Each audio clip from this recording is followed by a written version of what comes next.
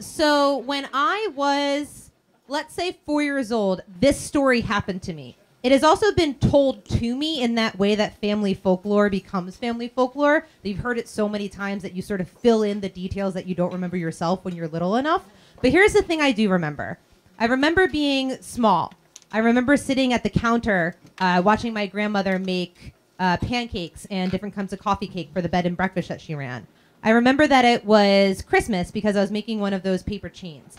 And I remember that I had encountered my first instance of magic because I had seen a sugar bowl that had one of those little indentations where you plop the top in and then you turn it and you can't pick up the top again. You guys know what I'm talking about? Magic.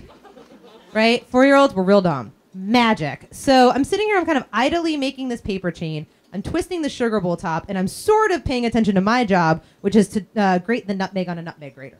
Right? Really doing a poor job of that. Really doing an excellent job of playing with the sugar bowl. So I'm like, kind of like, grate the nutmeg, make a thing, play with the sugar bowl. Like, grate the nutmeg, make the paper, play with the sugar bowl. And my grandmother looks over and she goes, Lansie, don't touch the sugar bowl. And I look at her and I'm like, I am a little surprised. Not shocked, but surprised.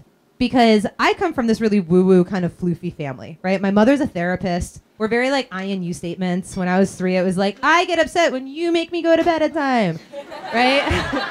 Like, people aren't mad, dogs go mad, people are angry or experiencing anger, right? So like really, like, I didn't know until many years later that my favorite children's book was actually about alcoholism because it was about this caterpillar that feels really great inside this brown bottle.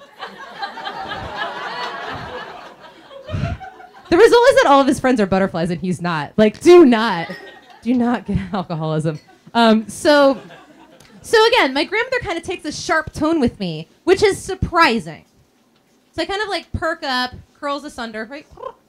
And I kind of go, all right. So I kind of go back to like more like surreptitiously, like grate the nutmeg, make the paper chain, play with the thing. Like grate the nutmeg, play.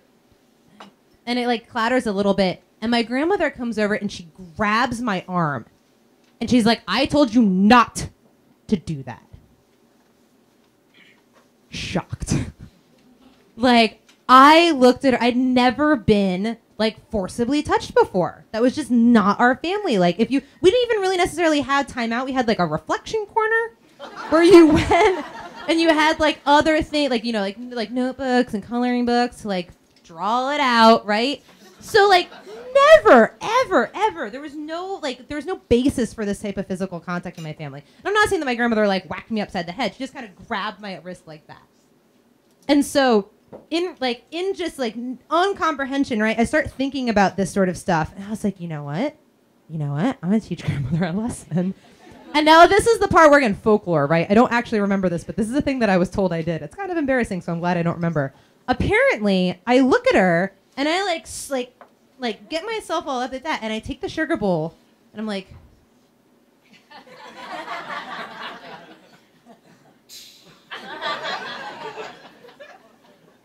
look at her, I say, Grandma, people are more important than things.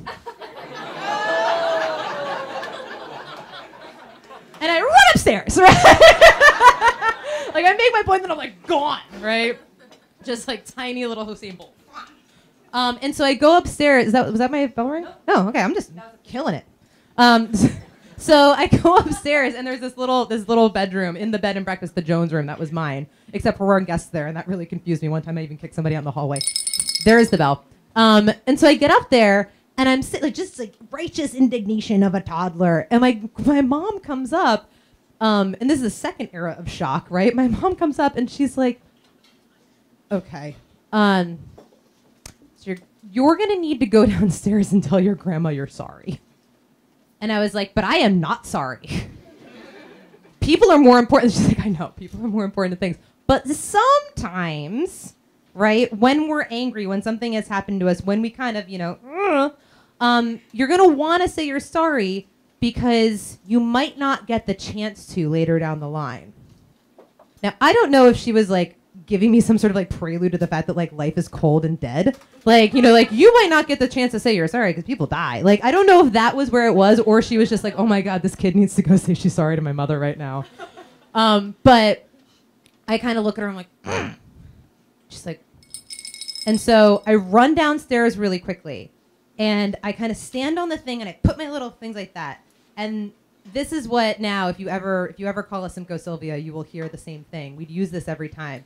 I kind of look at her and I go, sorry, and run back upstairs, right? And so this little sorry, this like, sorry, has become sort of the stand-in, the placeholder in my family for any time one of us has perhaps done something that maybe offends the other person, perhaps, even if we're not ready to say we're sorry at the time, we kind of just look at each other and we're like, hey, sorry. That's it.